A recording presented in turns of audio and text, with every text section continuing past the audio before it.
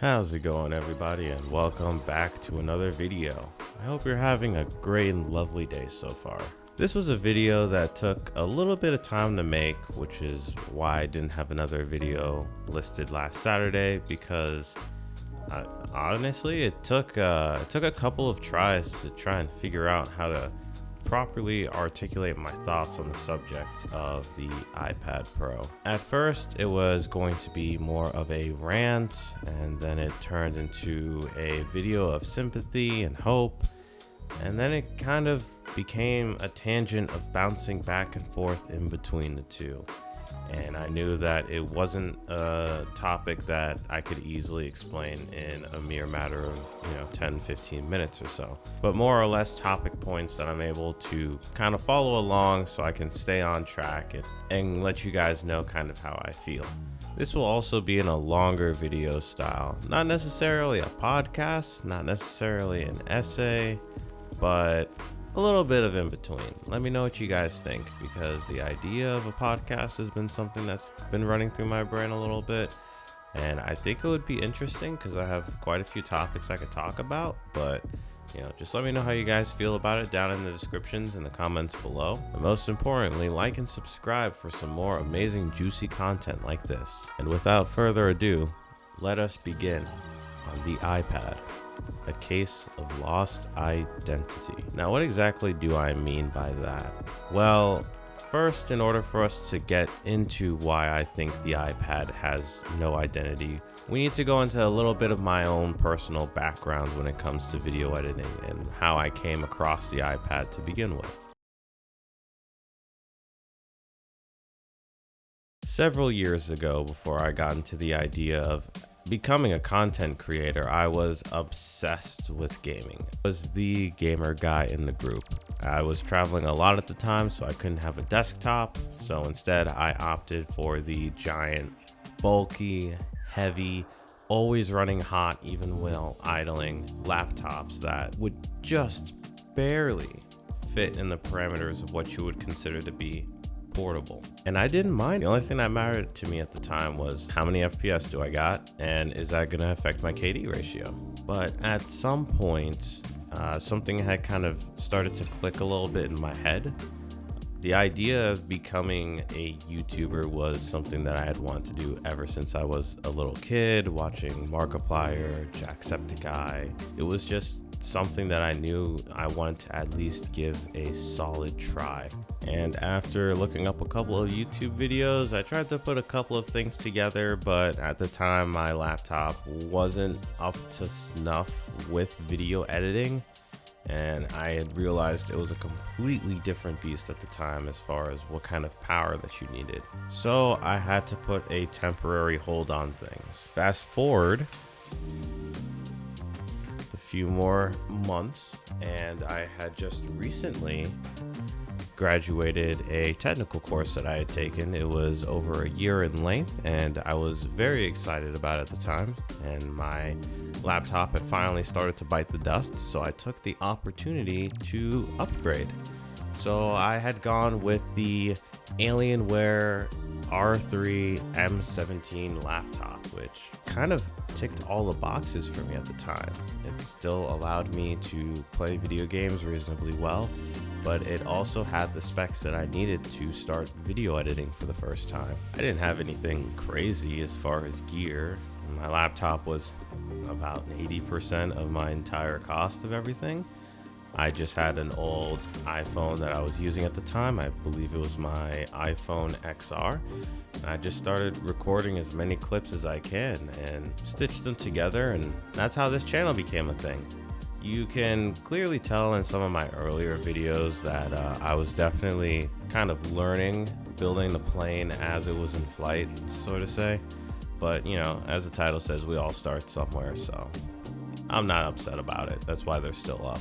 But as I started to video edit more and more and travel more and more, the problems with a gaming laptop started to become apparent. Even while idling, it ran hot. And when you take that into account, just imagine how insanely loud and insanely hot it got while I was trying to video edit, to the point where basic 4K and some 1080p video clips that were longer than 10 or 20 minutes would start to slow down significantly. I would have to take time to just simply render everything and optimize it before I can even start to scroll down. My previews would all have to be on the lowest quality, and at the end of it all, it just resorted in me, going to sleep and waking up the next morning hoping that my video had exported by then and didn't crash at some point along the way because it overheated. That's not to say that my laptop was bad by any means. I still have it around from time to time when I want to play a video game, but I felt like I really needed to step up my game as far as editing equipment. And for once, I wasn't necessarily thinking of pure blown specs, but I was looking in the realm of what devices are more optimized for my workflow as it was changing. Rather than playing video games, I wanted to focus on more productivity work. I needed something that was capable of rendering a lot quicker and able to handle all the different streams of video I was working on at the time, because, as everyone does, you tend to do private video sessions from time to time, and you have deadlines that you have to meet. So after a few years, had my laptop plugged in all the time because that was the only way I could get power out of it, which resulted in the battery getting trashed, half an hour on a charge if it's unplugged, and just not really running like it's supposed to when it comes, and just taking so long to edit videos. I finally said, okay, enough's enough. I'm back in the market for a new device, and I'm looking for something light, portable, and most importantly, able to handle my busy workflow. Now, I know Apple never explicitly states that the iPad Pro can replace your MacBook. At least I haven't seen from any commercials. But for several years, before even I was wanting to create content, there was advertisements and promotions going on, like in 2018, where they had this one girl who was a punk rock star living her best life with her iPad, only for her neighbor to come up to her and say, "Wow, what are you doing on your computer?" And she proceeds to say, "What's a computer?" Not only was that cringy at the time, but it kind of implies that you can use your iPad like a computer. And for all intensive purposes and disclaimers, you can totally do that. You can go online and it can computate. It is a computer, but that's like saying that your phone can also replace your laptop, because it is also technically a computer. It's not even in the same ballpark. When you toss in how the iPad is being represented in a lot of displays and in modern day promotions, being tagged along with their studio displays and their Pro Display XDRs, a setup of which can cost about $5,000 to $6,000 for the whole thing, a price combination that by itself can cost as much as some people's entire studio setups. It gives off the impression that you can use your iPad in replacement of a laptop. And when you toss in the keyboard and trackpad combo and the Apple Pencil, tag teamed with multiple other content creators online, on YouTube, through web articles stating, can you use your iPad as a laptop replacement? It kind of puts the thought in your head. It's not directly said to you. You can't ignore the fact of, if it looks like a duck, it quacks like a duck, and it walks like a duck, chances are you're not going to think it's a goose. And even up until now, when you look at the iPad, while it talks about how it is so unmistakably iPad, you still see them tied to these multi-$1,000 displays and in promotion, where an artist or a digital designer or someone who works in the realm of content creation is using this as their one and only device. So Apple, you have to kind of make up your mind here. You think you can have your cake and eat it too, but that just leads to a lot of confusion and puts the iPad where it is now. So let's talk about what first had me interested in the iPad. Like I had said before, I had just gotten back into the market for looking for a new device, and I would consider myself to be a pro consumer. I am someone who believes in the logic that you should hold out and wait for the best thing you could possibly get, even if it's a little bit overkill. When it comes to laptops and video production equipment in general, these tools are thousands and thousands of dollars, and there's no reason to try and hold yourself out on something just because, it'll save you a couple of bucks in the long run. Now, that being said, don't go out and try to buy something that you clearly can't afford. If your first thought is, hey, I have credit cards that can cover this, or hey, do I really need to fill up my gas tank? You should probably stop and reevaluate your decision and what you're using. I've already shown and proven in a previous video that you can use something as simple as your iPhone in order to create content.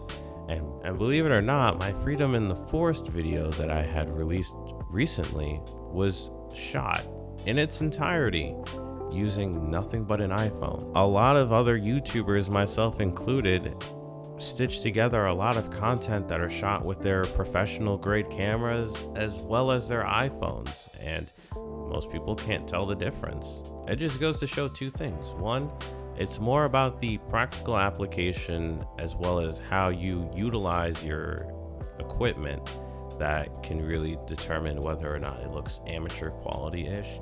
If you give someone who doesn't know how to operate a camera, a $50,000 camera, you're still gonna get just as janky quality as someone who's using a 10-year-old Samsung phone. That and post-processing. Learn how to edit a video and you'll be able to make anything look good.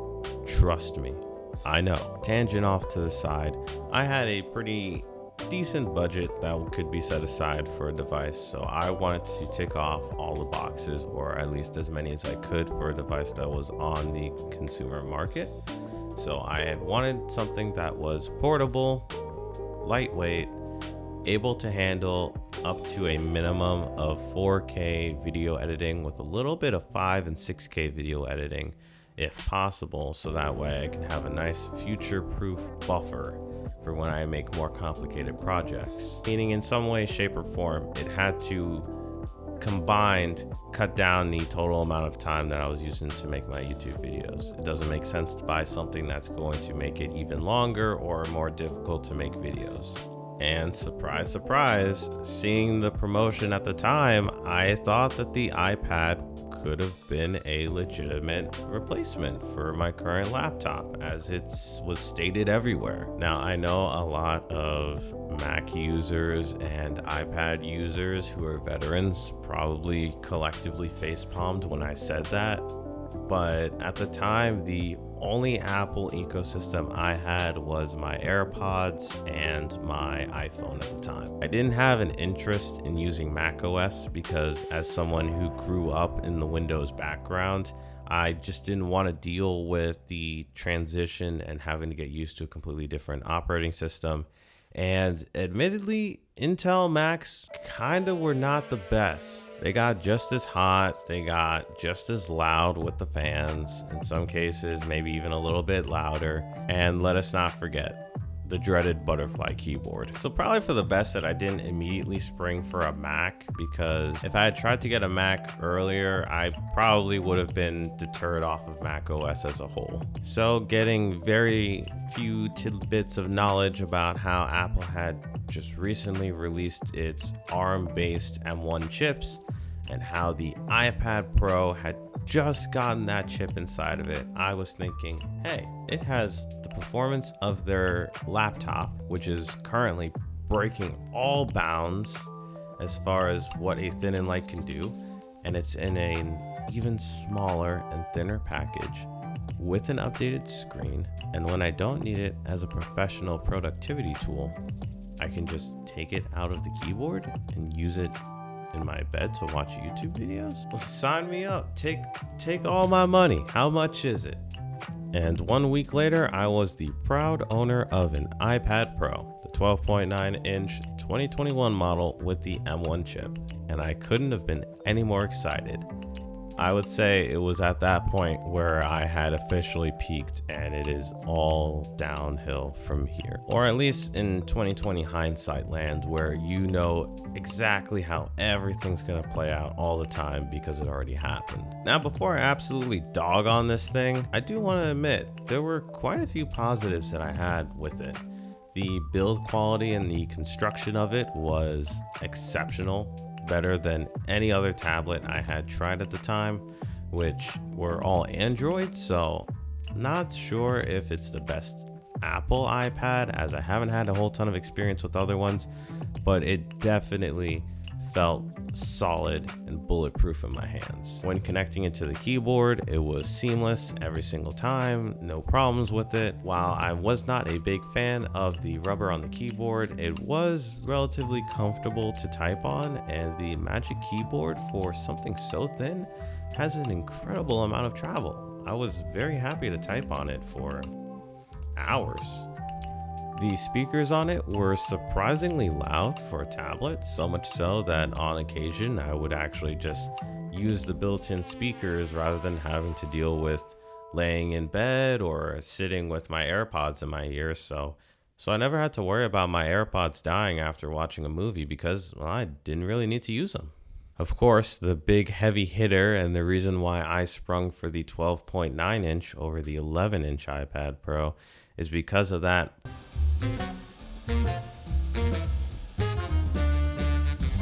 I know you guys didn't just see that, but I just watched my camera overheat and die on me in like real time, and I thought I almost lost everything, so it was pretty scary.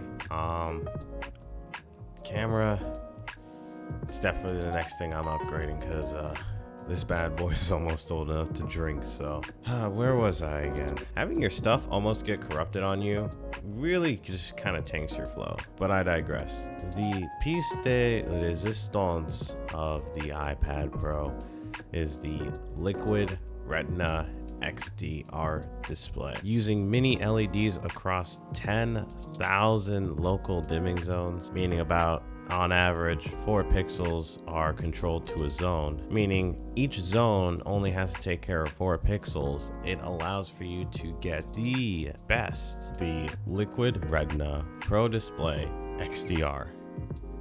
That's a mouthful, so I'm just gonna call it the XDR display. The XDR display is, in my opinion, the best display I have seen on almost any device. That was up until recently, but I'll talk about that later.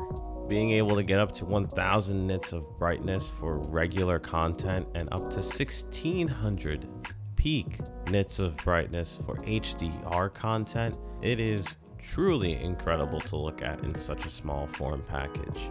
A lot of people that you see on YouTube talk about how incredible this display is, and for once, it's not hyperbole.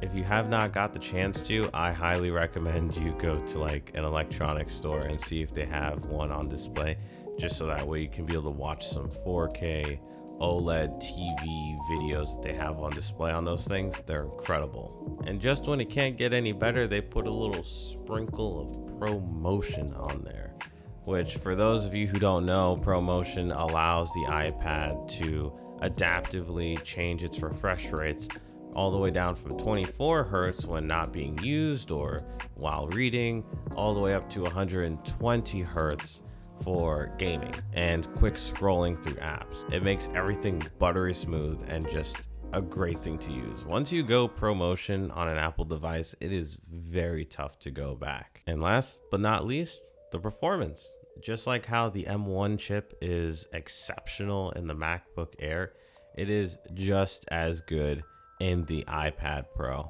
I've not had a single time where an app or a video that I was watching was stuttering because of the iPad itself. Any type of hard workflow that I could think of, whether it was photo editing or video editing that I threw at it, it was able to handle. And I would even go as far as saying it is the most powerful tablet ever made. It was at this moment where another finger curls on the monkey's paw. Yep, that's right. Even with those positive aspects, I still would not recommend this iPad to anyone. And I think you guys know what that means. On to the cons. Number one, right off the bat, is definitely going to be the price. These iPad Pros are not cheap at all. For the base model 11-inch variant, which doesn't have the XDR mini LED display, mind you, but instead uses a regular LCD panel, meaning you don't get those nice inky blacks and you don't get 1600 nits of peak brightness. The screen is the exact same as all the other lower tier iPads, but at the very least you still get ProMotion, so I guess that's a plus. The price for the base model comes in at $799 US. That's a lot of money. And the 12.9 inch that has the mini LED XDR display and ProMotion come in at a whopping $1,099 US dollary doonies. Absolutely insane. Now, whoa, wait. Hold on. For a split second, I said that I don't mind paying a good bit of change to get the best of the best. So what's the problem here? In the game of laptops and productivity devices, $1,000 is kind of your baseline. What's the big deal with this? Well, it's the fact that you're not just paying for the iPad itself, which brings me on to the next topic, which blends in together. The accessories. When you buy a laptop, you get the whole thing, the screen and the keyboard. But in this case, those are the prices for just the iPads themselves. If you have the 11-inch, which again, remind you, basic LCD display as their iPad Airs, or the 11-inch iPad Pro, you will need to get the specific case for it, which, okay, fair enough.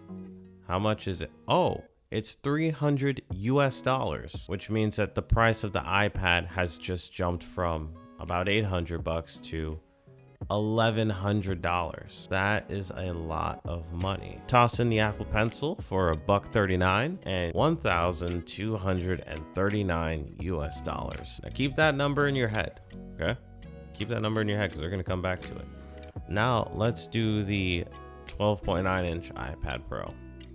The base model for that comes in at $1,100, like we talked about before, $1,099 US. The keyboard case for that one is $350 US. So now, just for the iPad and keyboard case to use it as a laptop, you're paying a grand total of $1,450 US. That doesn't include tax, so add your state tax onto that as well, or your country tax. Tack on the Apple Pencil again, and you have a grand total of $1,580 US. That's a lot of money.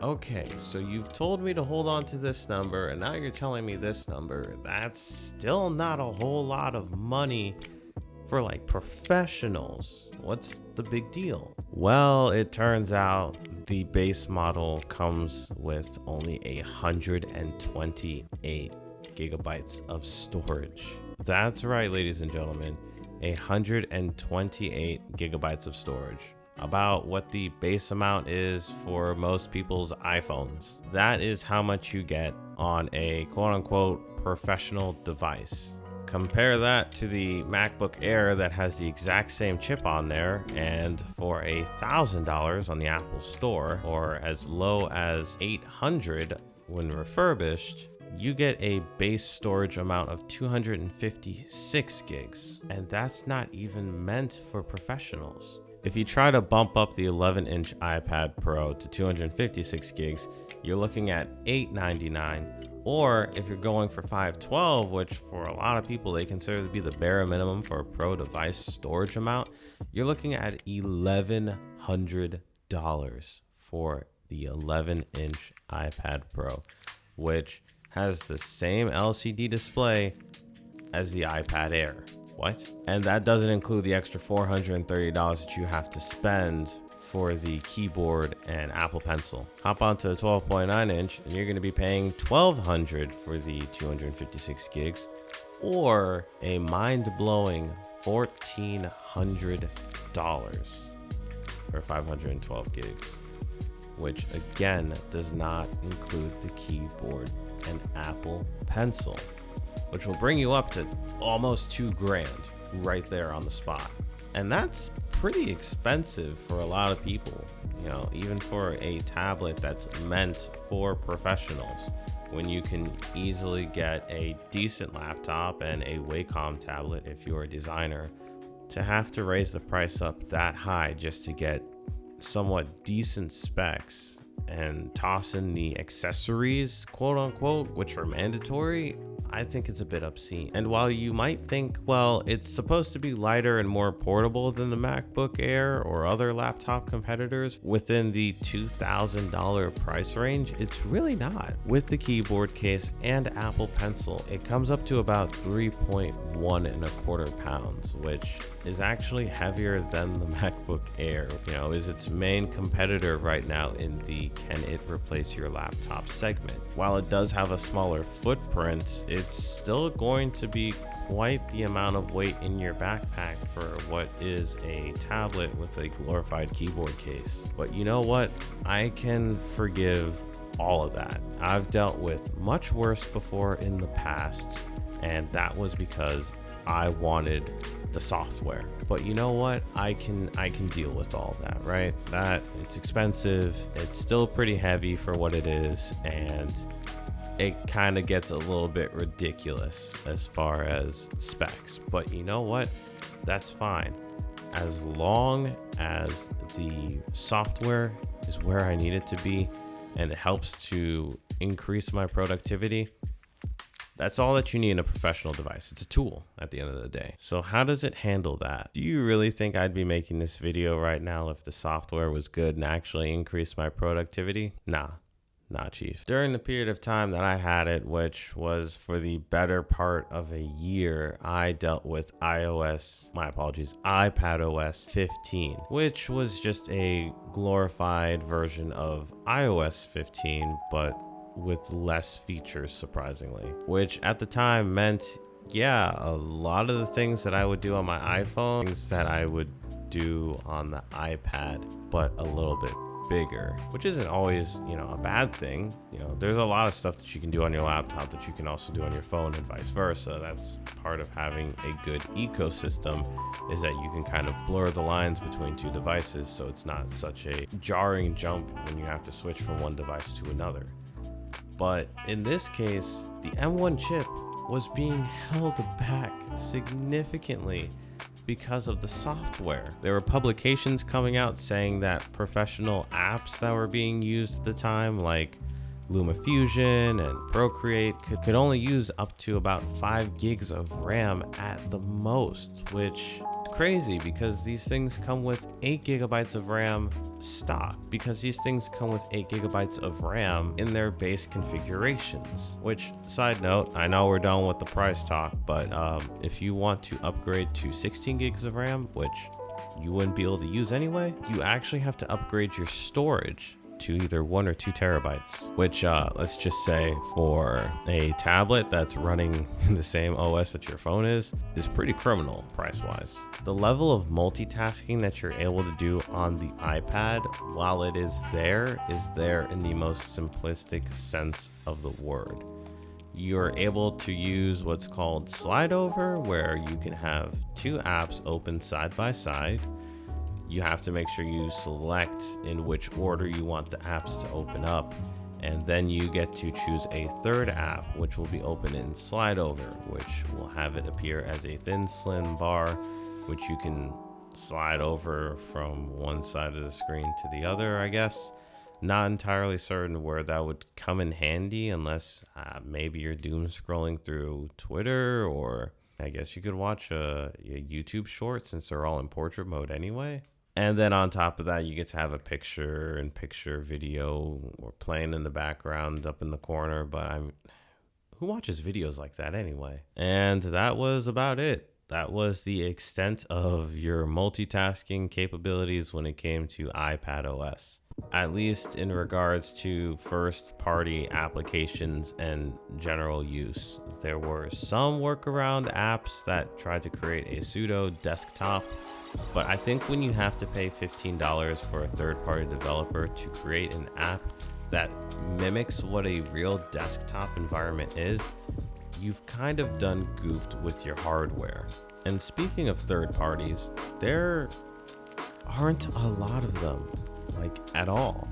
While there are some heavy hitters that I do have to give credit to, such as LumaFusion, which makes it possible for you to edit videos on your iPad and relatively easily, it just falls apart in comparison to the number of different plugins, tools, and programs that you can be able to download and use off of Windows as well as Mac OS. So almost all of the tools that I use, even up till now, and that I plan to use on the future in my current editing workflow and content creation workflow, I couldn't use. DaVinci Resolve, gone. Which meant that I could not edit or in some cases even record standalone audio, which is kind of important. Otherwise, you would just be hearing the onboard camera on my mic, which I can promise you is straight up garbage. I was able to utilize Pages in order to type up choreography for a lot of the cinematic shots that you see in some of my videos and for some private gigs, but it was very difficult to add things such as photos into it and kind of make it my own type of storyboard. Could I have connected any of my current gear to it to use? Nah. Could I plug in my microphone? Not really. Could I plug in my camera? No.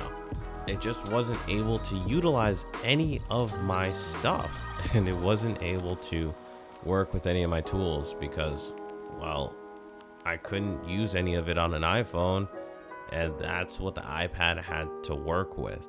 A somehow thinned down version of what's on my phone. That's ridiculous. And again, I will say there were some workarounds that one could try to do, but it's more of a case of hope you can find the right app, pay upwards of exorbitant prices. Even LumaFusion, you guys charge $50 for everything in your app, which is ridiculous. It's a good app. It's just, you don't expect to pay $50 right off the bat for an app off the App Store. It was just impossible for me to really get any type of congruent workflow. Anything that I had that I could utilize my iPad for, I had to plug in with every single dongle that you can think of under the sun, because it only has one Thunderbolt port on the iPad itself that you can use to, well, have to connect everything to it. And then there is a charging port on the keyboard case, which is nice. It allows for pass-through charging, so at least you don't have to waste it on charging your iPad. It just makes it extremely difficult to try and get things done. I am not necessarily the most organized person ever. I am a firm believer in method to my madness and cleanliness in my chaos. And I need a device that can kind of handle and put up with, a lot of stuff being in a lot of places. And the iPad was just not doing it for me, not in the slightest.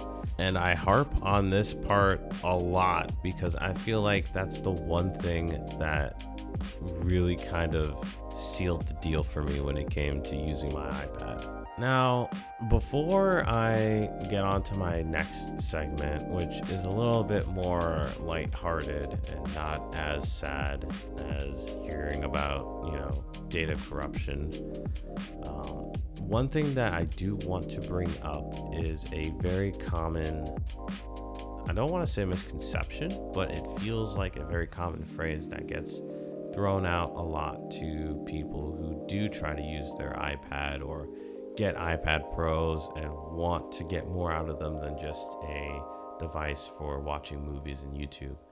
And that is, if you want a Mac, just get a Mac. That phrase gets thrown around a lot in the Apple community, especially at those who want more functionality out of their iPads because maybe they're still holding out, thinking that they can, get what they want and finally have a laptop replacement, or people who are disgruntled and are trying to understand why such an expensive device can't do certain things for them.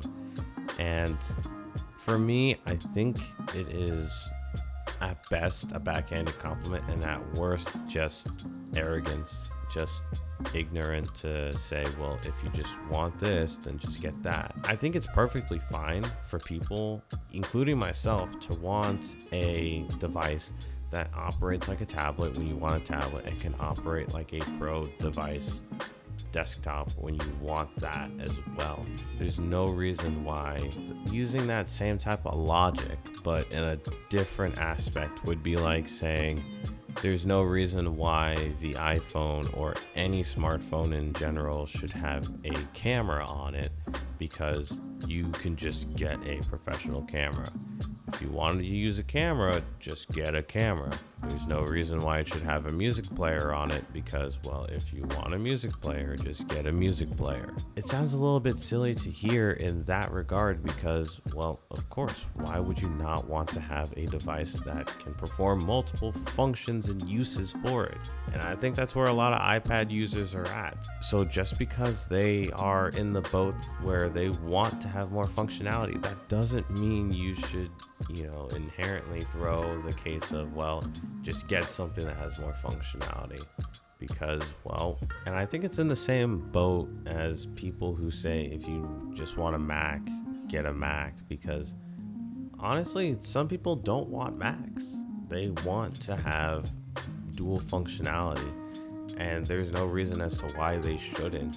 Because at the end of the day, we're all just trying to streamline our way of life. Whether it's content creation or just not having to have as much physical clutter take up space. Why is it that the iPad Pro has this much hardware in there and this much development into its hardware, where it's not even getting a tenth of the amount in its software? So with all that being said, ironically enough, I did actually go out and get a MacBook. I got a couple of MacBooks actually, because I was testing and trying out each one to see which one was really going to work for me, because trying the M1 chip in a platform like macOS, where you have, ironically enough, significantly more freedom to customize and develop your own space to customize and a lot more functionality to do as you wish and use the tools that you have for your workflow. I gotta say, it was really liberating. And although people are not going to like this, the M1 and M2 MacBook Pros are not bad devices. I actually like them a lot. I know, sue me. But that topic will be put out most likely in another video like this, because I enjoy the ability to get further in depth into stuff like this. So if you're liking where this video style is going, let me know and hit me up in the comments. I'm always open to try and continue to work on new stuff. In the end, I decided on getting the 14-inch M1 Pro MacBook Pro, and this MacBook was everything that I had wanted the iPad to be, and even better. Now, I'm not going to get too deep into the weeds, because I do want to come out with a video after all the hype of everyone who talked about the MacBook Pro last year, about where I feel with the MacBook Pro, and specifically whether I like it or not, which, spoiler alert, I totally do. But if I were to compare it to the iPad Pro, I would say that that is marginally heavier at 3.5 pounds, which is the only con that I would give to it. It has way more ports, including some legacy ports that weren't available on previous MacBook Pros, so that's always a win, which means that it'll have all the ports that I need to utilize my tool's hardware side. And on that same note, for software, the software is so much better, like in every single way possible. It's an actual desktop OS, which has all the tools that I utilize, and with Apple working hard with their ARM processors to get support from third parties as well as their own first party programs, I've been able to use things like DaVinci Resolve flawlessly. Both the build quality, speakers, and even the display are all better in every way, shape, and form, with the speakers being much larger, as well as having two subwoofers, which means that you can really hear and feel the bass for a 14-inch laptop. And the screen, which is based off the same Liquid Retina XDR display, is better. Not only is the resolution higher, but a problem that was starting to affect iPads, where there was a significant amount of blooming around bright areas in a picture or object that was HDR, was no longer a thing on the MacBook Pros. Toss in the fact that the keyboard is built in and you have a much more powerful chip, as well as software that can actually utilize everything. It's not even a contest. Oh, and I forgot, the MacBook Pro, while looking to be more expensive at $2,000 when you compare it to just the iPad itself, is actually about neck to neck with the iPad Pro, except the MacBook Pro normally goes on sale in a lot of third-party retailer stores, and as of right now, in some stores such as Best Buy, you can get for as low as $1,600. Yeah, you're not really seeing anything like that with the iPad Pro from what I've seen. It has, ironically enough, really maintained its value, so it's really hard to see when that thing goes on sale, if ever. And even then, if it were to go on sale, it probably would not fetch as well of a price as the MacBook Pro, because you're either going to be limited to 8 gigabytes of RAM if you're going for the 512 gig version storage wise, or you're paying over $2,000 if you're going for the 1 or 2 terabyte model, which will bring you up to 16 gigs, which will bring you up to 16 gigs of RAM. So regardless of how you look at it, spec for spec, the iPad's always going to cost more, and you're getting significantly less. So where exactly does that put the iPad in the Apple ecosystem?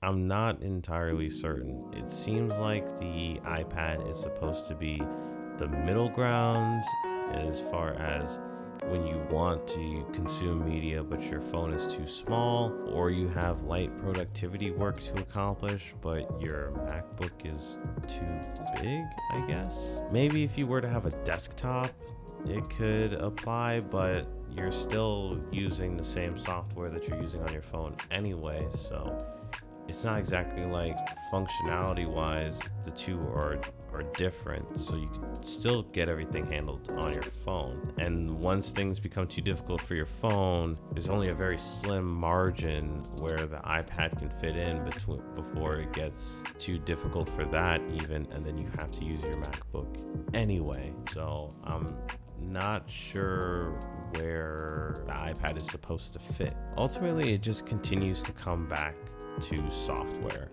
As long as iPad OS is the primary OS, and as long as Apple refuses to make it more functional, it's just not gonna work. It just can't work as a productivity device, and it's too expensive for a consumer device. It doesn't make sense to go out and get an iPad Pro, especially if you get the 11-inch, when you can get the iPad Air for about $200 less.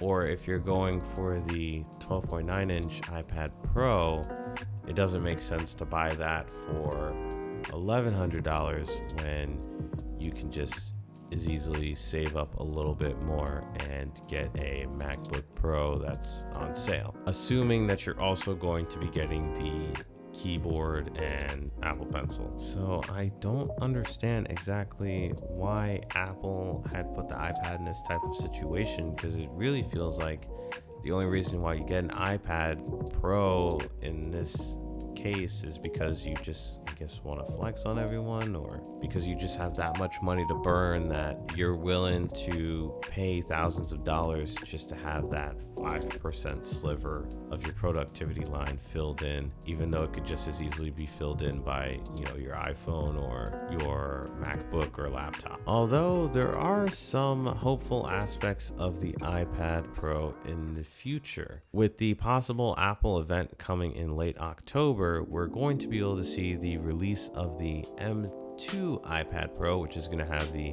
M2 chip in there, obviously, as well as the release of iPadOS 16, which should allow us to have much more functionality as far as allowing us to finally have external display support, which up until now was not possible to perform on a device that had the M1 chip inside of it. Yep, you heard that right. Full monitor support will now be available. The iPadOS 16 update will allow you to have full external monitor support, which is nice to have, and I wish it had a very long time ago.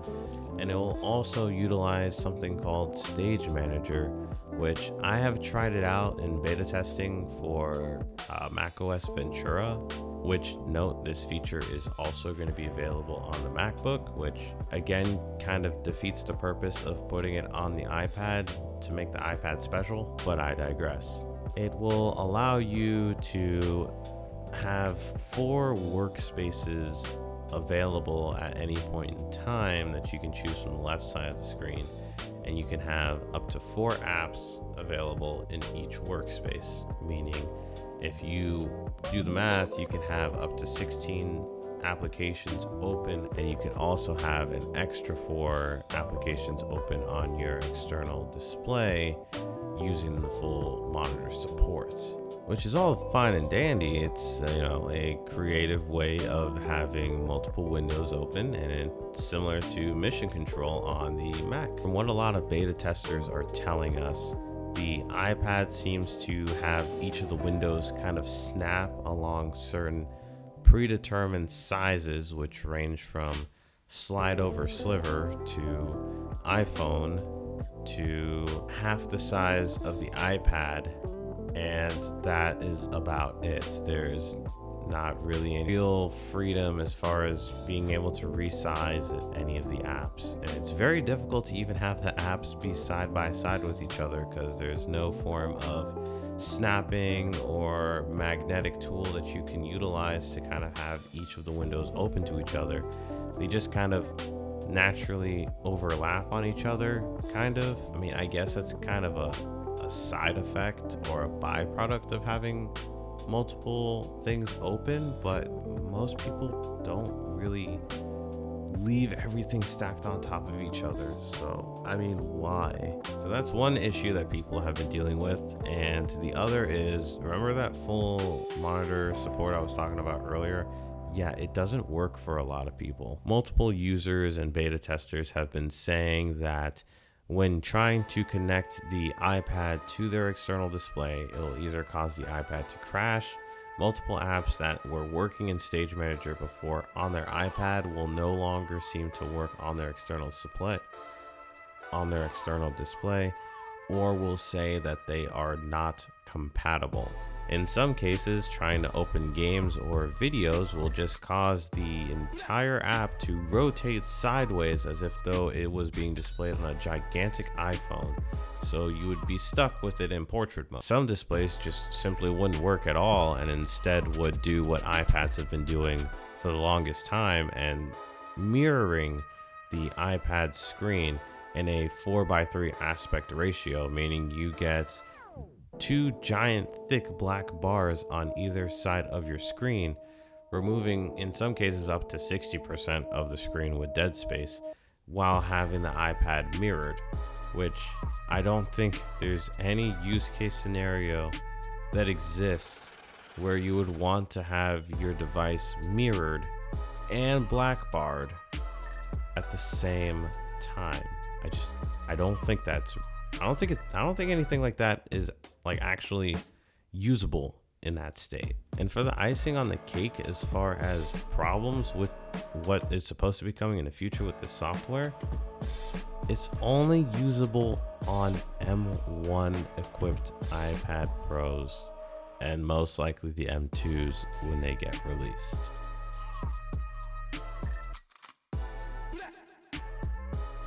So at the end of it all, what is the future for the iPad Pro? I don't think it has a future. Honestly, it really neither needs to be completely revamped from the ground up, scrape iPadOS clean off the slate, or just add macOS onto it, even if it's in a dumbed down state, so that way people could have some more functionality out of their multi-$1,000 device, or just get rid of it.